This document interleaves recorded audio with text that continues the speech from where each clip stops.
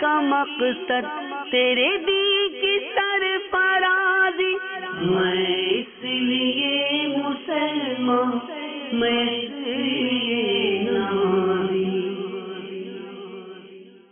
الحمدللہ رب العالمین، والصلاة والسلام علی سید الانبیاء والمرسلین، اما بعد فاعوذ باللہ من الشیطان الرجیم، بسم اللہ الرحمن الرحیم، الصلاة والسلام علیک یا رسول اللہ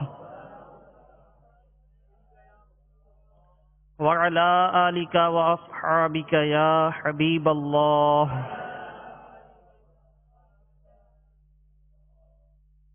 الصلاة والسلام علیک یا نبی اللہ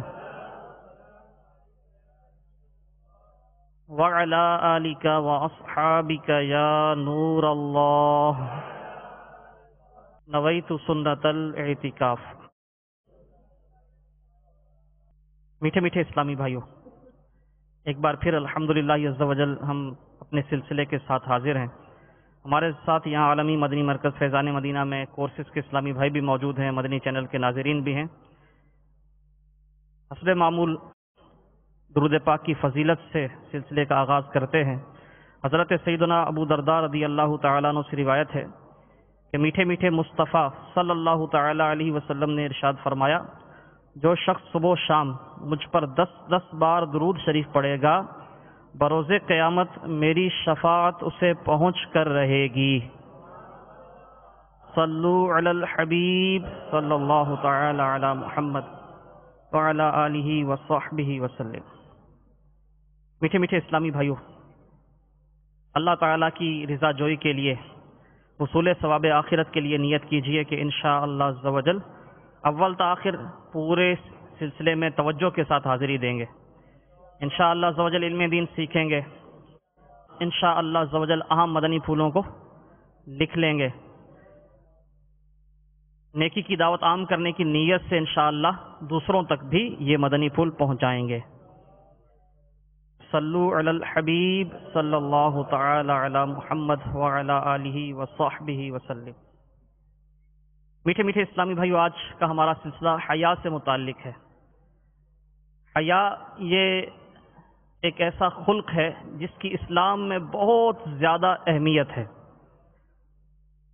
چنانچہ ابن ماجہ شریف کی یہ حدیث ہے کہ بے شک ہر دین کا ایک خلق ہے اور اسلام کا خلق حیا ہے۔ جس کے اندر حیا ہوگی وہ دیگر اخلاقی اچھائیوں کو اپنانے کی کوشش کرے گا، برائیوں سے بچنے کی کوشش کرے گا۔ یہی آج ہمارے سلسلے کا موضوع ہے۔ آپ یہاں اسلامی بھائی جو موجود ہیں یہ بھی، اور مدنی چینل کے ناظرین بھی توجہ کے ساتھ اول تا آخر شرکت کریں گے تو حیا سے متعلق بہت کچھ سیکھنے کو ملے گا۔ با حیا بننے کا ذہن بنے گا، بے حیائی سے بچنے کا ذہن بنے گا۔ حضرت سیدنا ابو ہریرہ رضی اللہ تعالیٰ عنہ یہ روایت کرتے ہیں کہ رسول اللہ صلی اللہ علیہ وسلم نے ارشاد فرمایا کہ ایمان کے 70 سے زائد شعبے یعنی علامات ہیں، اور حیا یہ ایمان کا ایک شعبہ ہے۔ مزید ایک اور حدیث شریف میں مسند ابی یعلا، نبی پاک صلی اللہ تعالیٰ علیہ وسلم ارشاد فرماتے ہیں، حیا ایمان سے ہے۔ یعنی جس طرح ایمان مومن کو کفر کے ارتکاب سے روکتا ہے۔ الحمدللہ عز و جل ہم مسلمان ہیں، ایمان والے ہیں، تو اب ہم چونکہ صاحب ایمان ہیں، مومن ہیں، اس لیے ہم کوئی بھی ایسا فعل نہیں کریں گے، کوئی بھی ایسا بول نہیں بولیں گے جو کفر پر مشتمل ہو۔ ہمارا ایمان ہمیں کفر کی طرف وہ جانے سے روک رہا ہے۔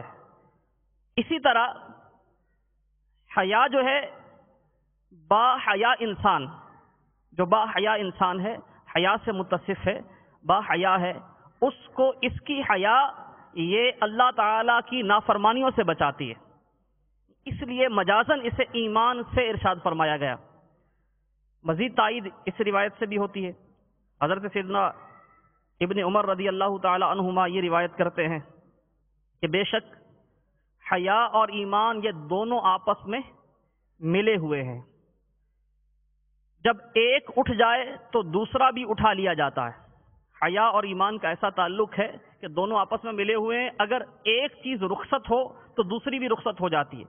یعنی اگر کسی کی حیا رخصت ہوئی تو ایمان رخصت ہونے کا خدشہ بھی ہے۔ ہمارے معاشرے میں بھی بعض ایسے اسلامی بھائی ہوتے ہیں کہ جو بہت زیادہ شرمیلے ہوتے ہیں، با حیا ہوتے ہیں،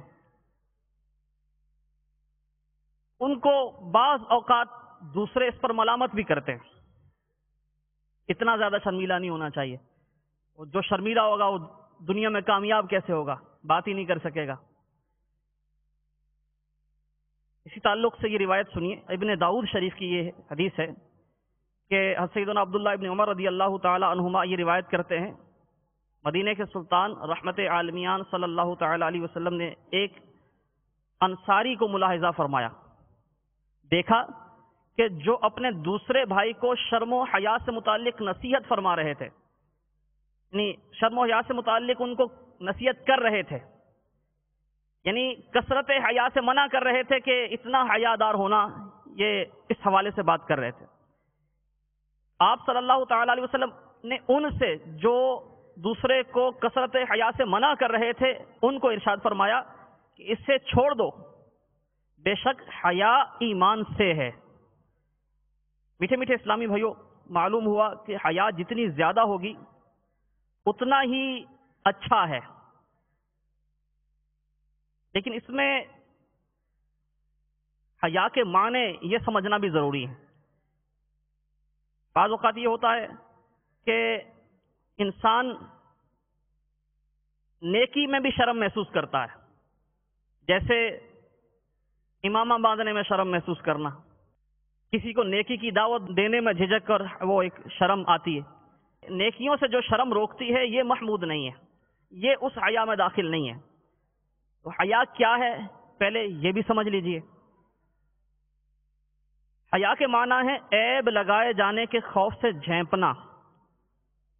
اس سے مراد وہ وصف ہے، یعنی وہ خوبی ہے جو ان چیزوں سے روک دے جو اللہ تبارک و تعالیٰ کے نزدیک یا اس کی مخلوق کے نزدیک پسندیدہ نہیں ہے۔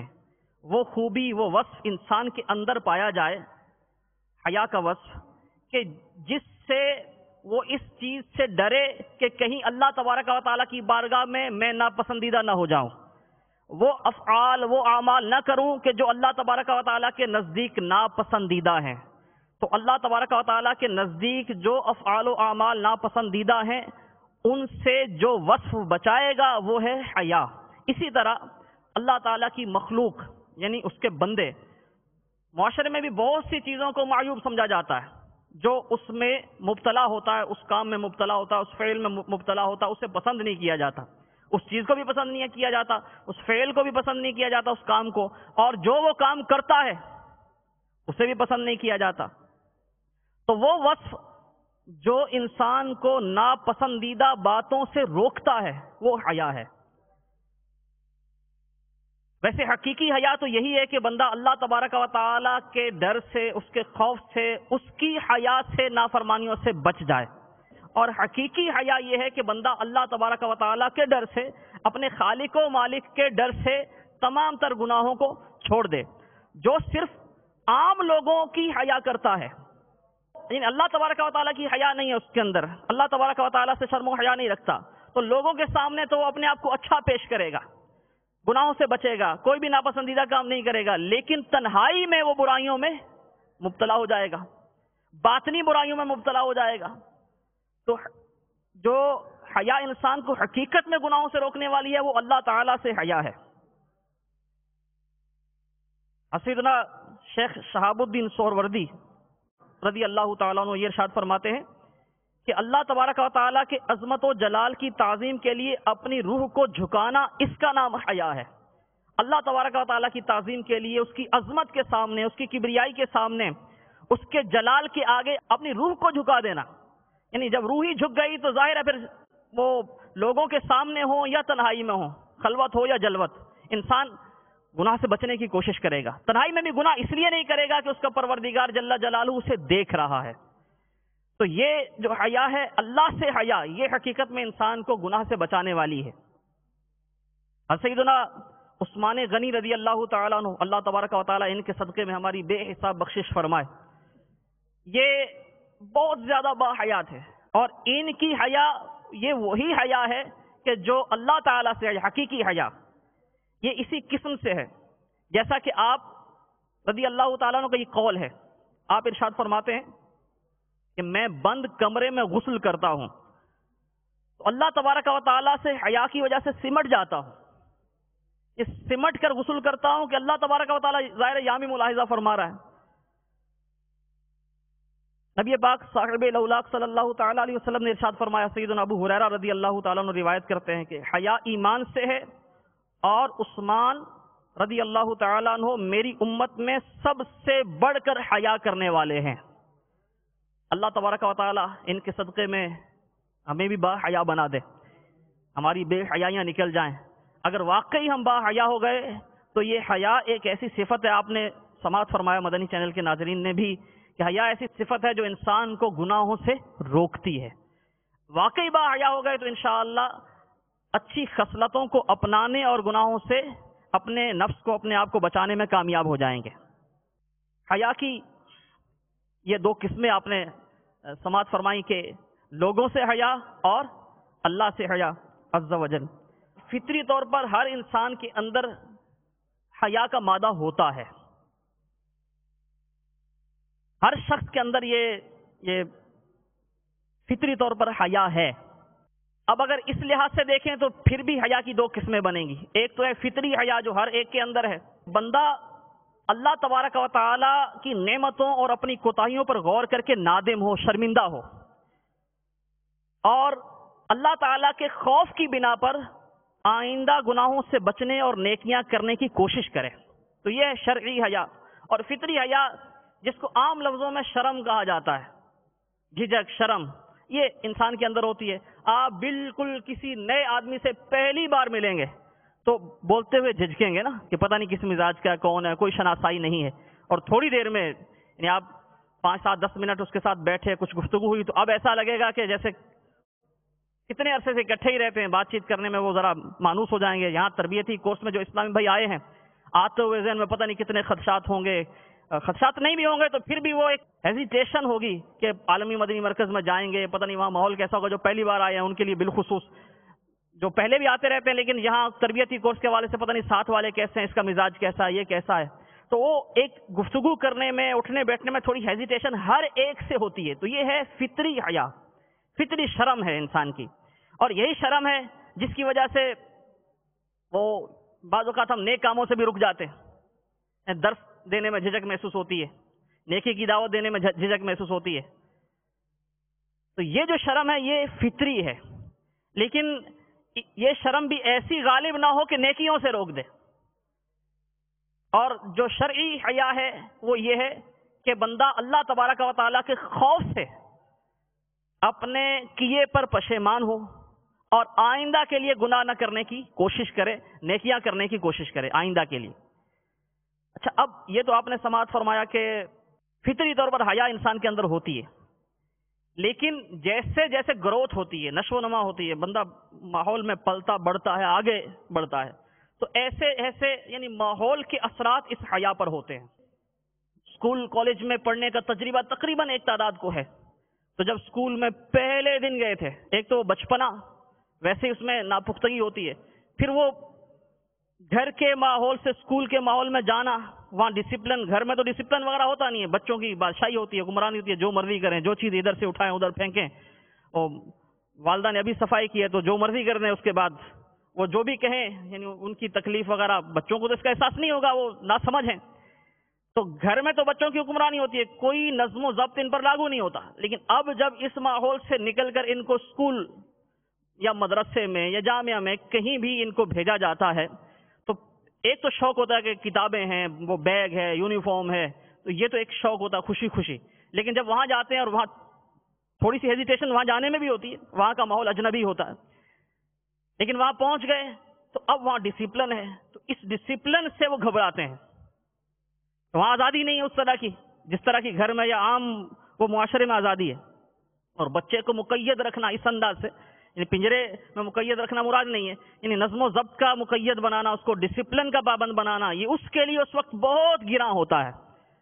اور اس وجہ سے اور کوئی اتنا زیادہ پریشر تعلیم کا نہیں ہوتا، عموماً اتنا زیادہ پریشر نہیں ہوتا، لیکن اس وجہ سے ایک بہت بڑی تعداد ایسی ہے جو اسکول جانے میں، چاہے وہ 10 سال ہو جائیں، 8 سال ہو جائیں، جامعہ جانے میں، مدرسے جانے میں، ایک تعداد ایسی ہوتی ہے جو ہیزیٹیشن فیل کرتی ہے، جاتے ہوئے دل بجھا ہوتا ہے، اور جب جیسے جیسے چھٹی کا وقت قریب آتا ہے دل کی کلی کھلنے لگتی ہے. چھٹی کے دن سے، یعنی جب چھٹی ہوتی ہے، سنڈے کو چھٹی ہوتی ہے تو سیٹرڈے کو، بعض جگہوں پہ 2 دن کی چھٹی ہوتی ہے ویکلی، تو جمعے کو یا سیٹرڈے کو اگلے دن چھٹی ہے یا 2 دن چھٹی ہے تو دل خوش ہوتا ہے. لیکن پھر جیسے ہی منڈے یعنی وہ سوموار کا دن آتا ہے تو پھر دل اداس ہو جاتا ہے کہ 6 دن لگاتار جائیں گے.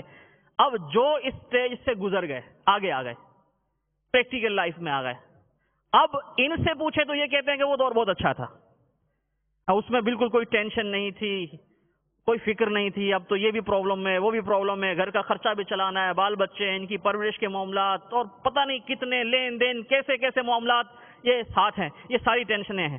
لیکن اگر آپ اس سٹیج میں واپس جا کے سوچیں، یا اس وقت جو اس سٹیج پر ہے اس کے ذہن سے سوچیں، تو وہ سمجھتا ہے کہ سب سے زیادہ پرابلم میں ہوں، باقی تو سارے مزے میں ہیں. گھر میں والدہ بھی مزے میں، کہیں نہیں جاتی. اگر بڑی باجی یا بڑے بھائی وہ تعلیم سے فارغ ہو گئے ہیں، نوکری کی تلاش میں یا کہیں اس طرح ہے تو وہ بھی مزے میں، والد صاحب بھی مزے میں. آفس میں جاتے ہیں تو کیا پابندی، میں تو جاتا ہوں تو ٹیچر کا کو سبق سنانا ہوتا ہے، یہ ہوتا ہے وہ ہوتا ہے، اتنی دیر. اور بات تھی فطری شرم کی، کہ کہیں بھی آپ پہلی بار جائیں گے تو آپ ہیزیٹیٹ فیل کریں گے. ایک یہ ہے فطری شرم، ہر انسان کے اندر ہے، فطری طور پر ہے. لیکن اس پر ماحول اثر انداز ہوتا ہے، جیسے جیسے وقت گزرتا ہے وہ شرم کم ہوتی جاتی ہے. پہلے دن، دوسرے دن، تیسرے دن، یہاں تک کہ 10 دن بعد، 30 دن بعد، 1 مہینے بعد، 2 3 4 مہینے بعد، سال بعد، اب ایسے فرینک ہو جائیں گے کہ وہ بالکل یعنی تصور ہی نہیں رہے گا. تو جس طرح اسکول کالج کی میں نے مثال عرض کی کہ رفتہ رفتہ دھیرے دھیرے یہ اس کے اثرات کم ہوتے ہیں، ایسے ہی معاشرے میں اس وقت جو بے حیائی ہے یہ انسان کی فطری و شرعی حیا پر اثر انداز ہوتی ہے. فطری طور پر تو حیا کا مادہ ہے، لیکن جس معاشرے میں ہم رہتے ہیں اس میں بے حیائی بہت زیادہ ہے، بے حیائی کے مناظر بہت زیادہ ہیں، بے حیائی بھری گفتگو بہت زیادہ ہے. حیا تو انسان کو روکتی ہے برائی سے، لیکن جب معاشرے میں برائی عام ہو جاتی ہے، ایک تعداد ایسی ہے کہ جس کو بدنامی کا خوف ہی نہیں ہے، وہ اعلانیہ گناہ کر رہے ہیں، اعلانیہ بدنگاہی میں مبتلا ہیں.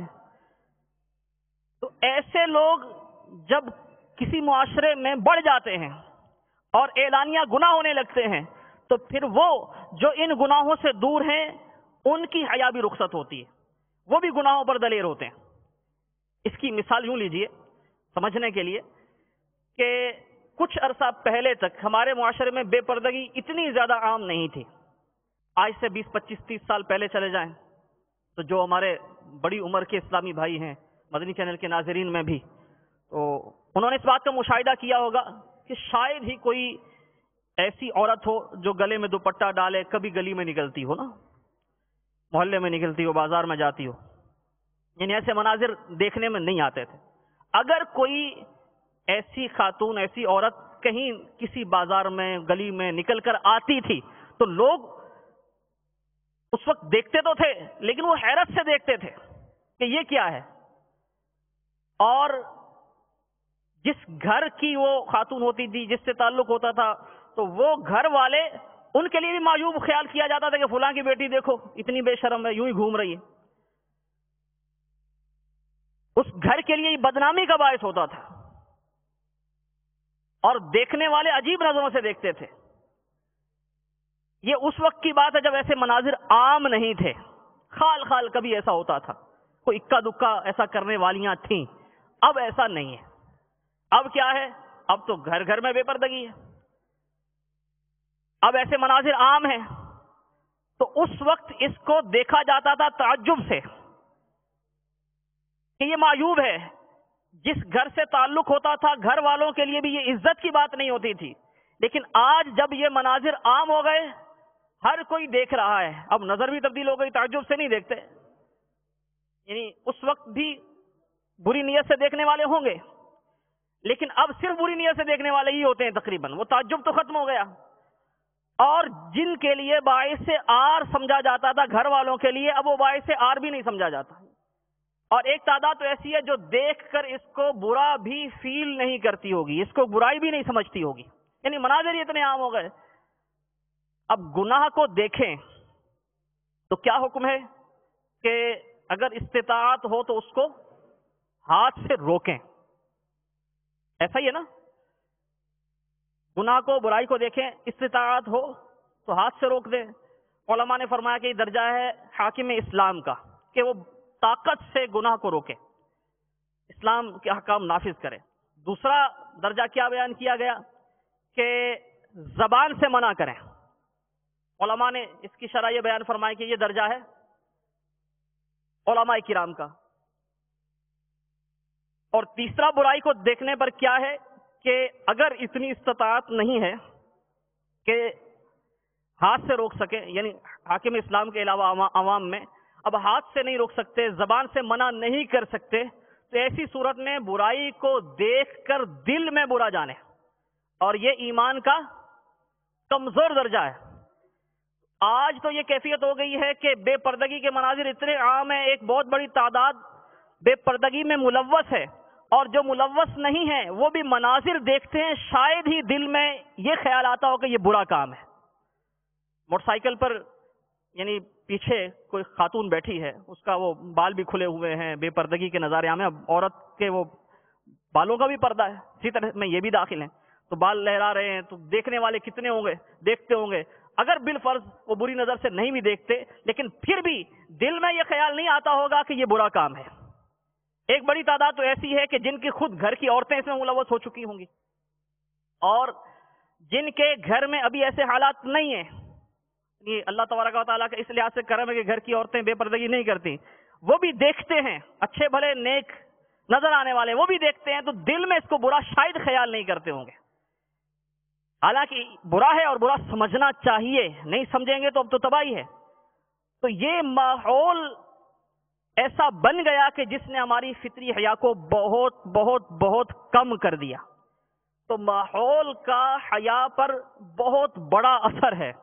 اگر ماحول نیکیوں بھرا ہوگا، حیا والا ماحول ہوگا، تو اس ماحول میں رہنے والا حیا کے اثرات وہ اس پر محسوس ہوں گے، اس کی حیا بڑھے گی، حیا میں ترقی ہوگی، حیا میں اضافہ ہوگا. لیکن بے حیائی بھرے ماحول میں رہنے والے کی حیا میں کمی ہوگی. الحمدللہ عز و جل دعوت اسلامی کا مدنی ماحول ہمارے لیے با حیا بننے کا بہترین ذریعہ ہے. اسی آج کے ٹاپک کو لے لیجئے، آپ آج کے موضوع کو لے لیجئے.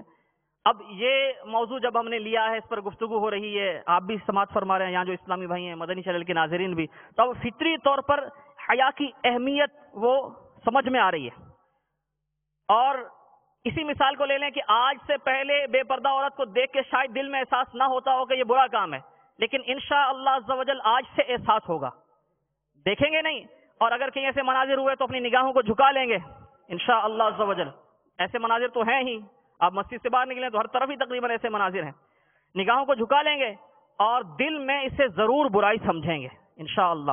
تو دعوت اسلامی کا مدنی ماحول یہ با حیا بننے کا بہترین ذریعہ ہے. دعوت اسلامی کے مدنی ماحول سے آپ اسلامی بھائی بھی ہمیشہ وابستہ رہیں، مدنی چینل کے ناظرین بھی، اسلامی بھائی بھی، اسلامی بہنیں بھی.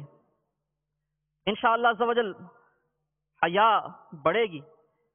اب اس میں تذکرہ ہوا کہ عورتیں بے پردگی کرتی ہیں، تو پہلے گھر والوں کے لیے یہ بات باعث عزت نہیں ہوتی تھی، لیکن اب شاید ایسا نہیں رہا. بہت کم ایسے شریف گھرانے ہوں گے جو اس بات کو معیوب سمجھتے ہوں گے کہ ان کی عورتیں بے پردہ باہر نکلیں. جو لوگ باوجود قدرت اپنی گھر کی عورتوں کو، محارم کو بے پردگی سے منع نہیں کرتے، شرعی اصطلاح میں انہیں کہا جاتا ہے دیوس. دیوس. نبی پاک صاحب لولاک سیاح افلاق صلی اللہ تعالی علیہ وسلم نے ارشاد فرمایا، مسند امام احمد کی یہ حدیث ہے، 3 شخص ایسے ہیں جن پر اللہ تبارک و تعالی نے جنت حرام کر دی.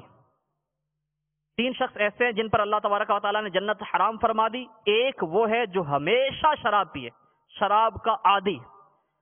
دوسرا جو اپنے ماں باپ کی نافرمانی کرے۔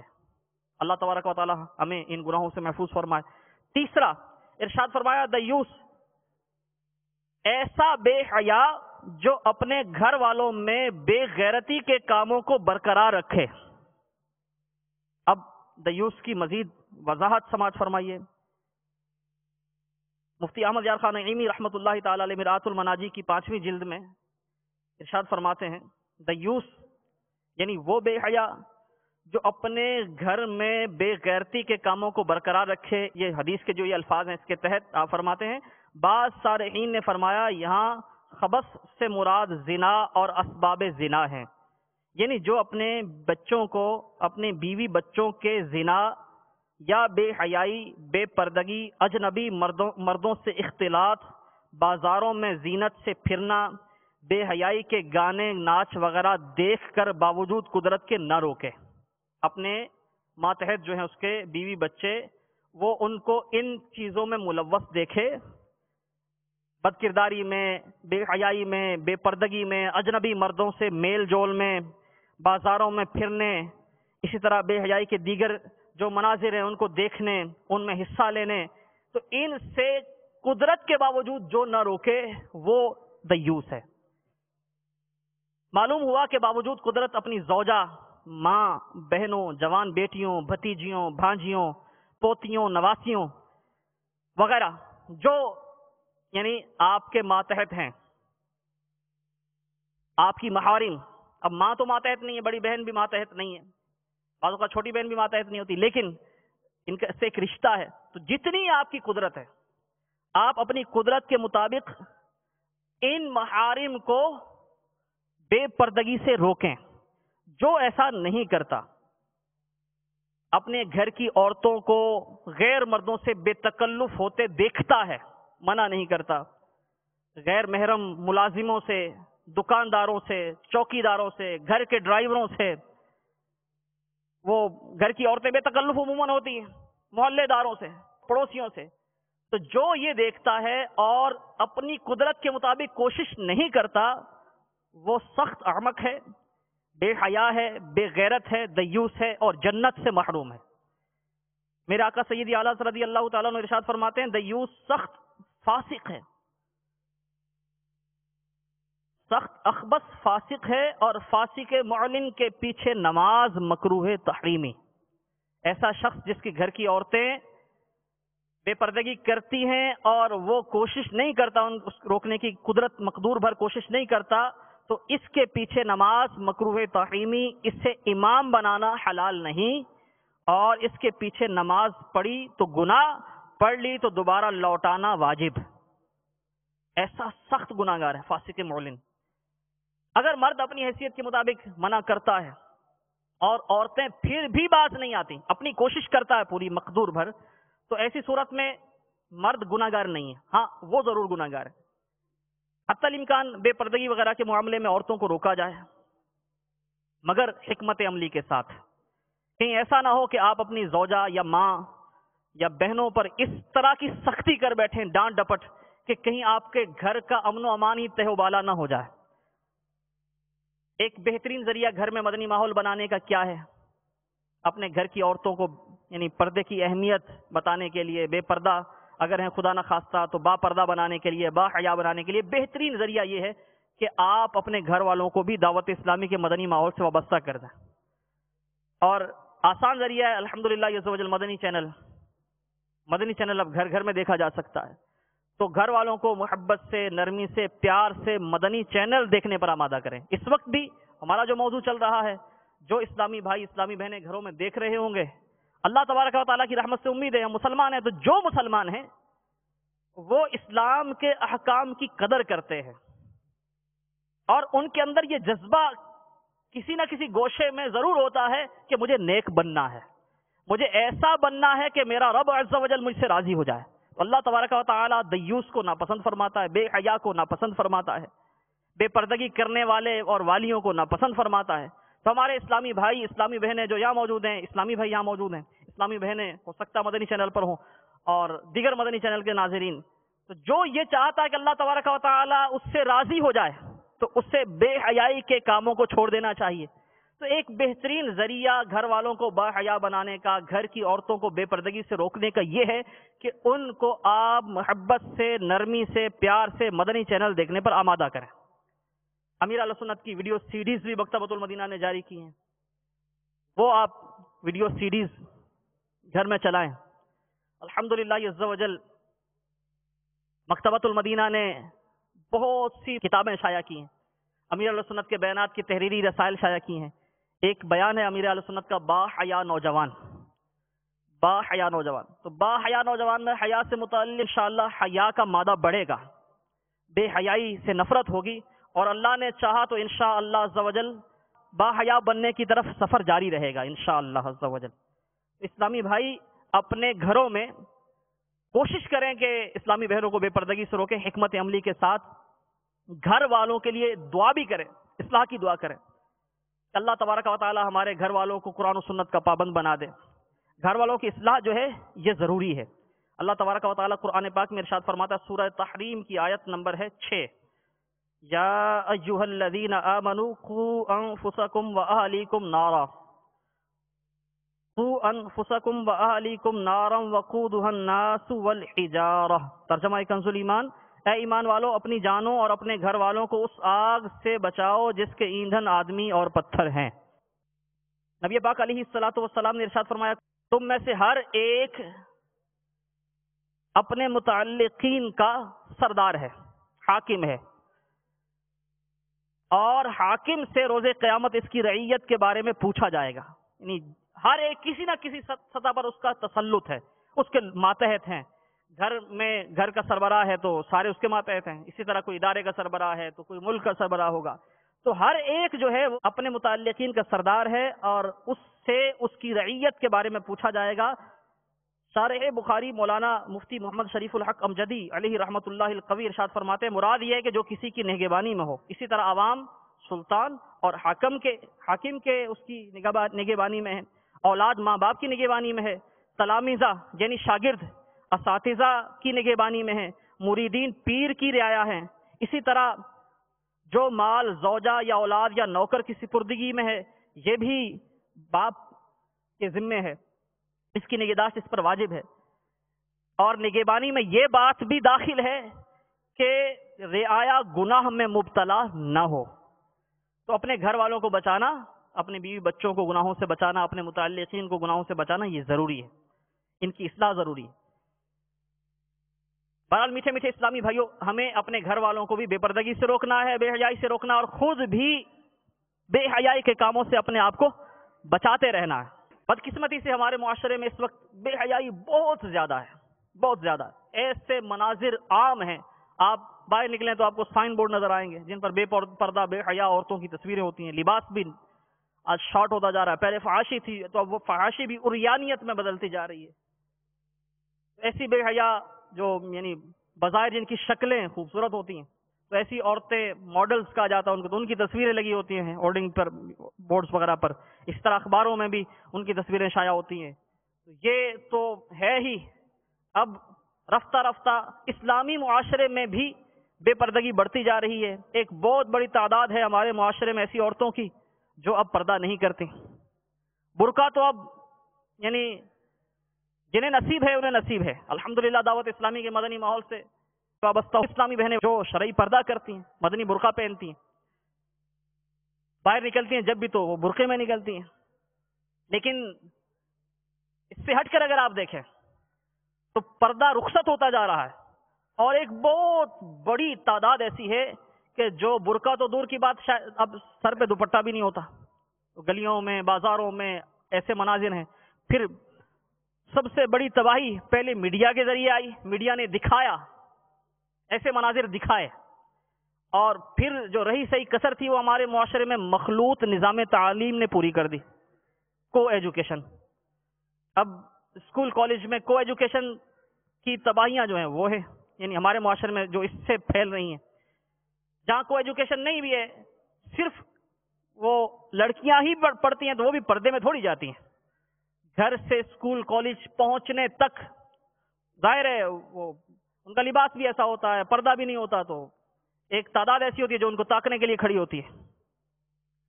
تو یہ جو ایک مخلوط نظام تعلیم ہے ہمارا، اس کا اور میڈیا کا بہت بڑا حصہ ہے بے حیائی پھیلانے میں۔ الحمدللہ عز و جل دعوت اسلامی کی جنگ شیطان کے خلاف ہے۔ دعوت اسلامی والوں کی جنگ کس کے خلاف ہے؟ شیطان کے خلاف، اور شیطان کے خلاف جنگ جاری رہے گی انشاءاللہ۔ ہماری جنگ بے حیائی کے خلاف ہے، انشاءاللہ بے حیائی کے خلاف جنگ جاری رہے گی۔ تو میڈیا بے حیائی پھیلا رہا ہے، الحمدللہ عز و جل مدنی چینل حیا کا پیغام عام کر رہا ہے، الحمدللہ عز و جل۔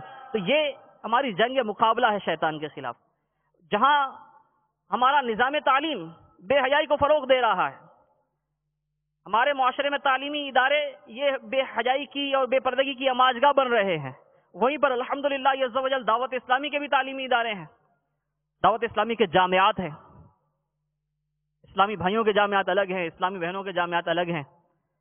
اسلامی بہنیں جو جامعات میں پڑھتی ہیں وہ جامعہ کے اندر بھی اور جامعہ تک پہنچنے میں، واپسی آنے میں الحمدللہ شرعی پردہ ہوتا ہے ان کا۔ دعوت اسلامی کے مدارس ہیں، اور مجموعی طور پر ان کی تعداد صرف پاکستان میں یہ 1000 سے زائد مدارس ہیں۔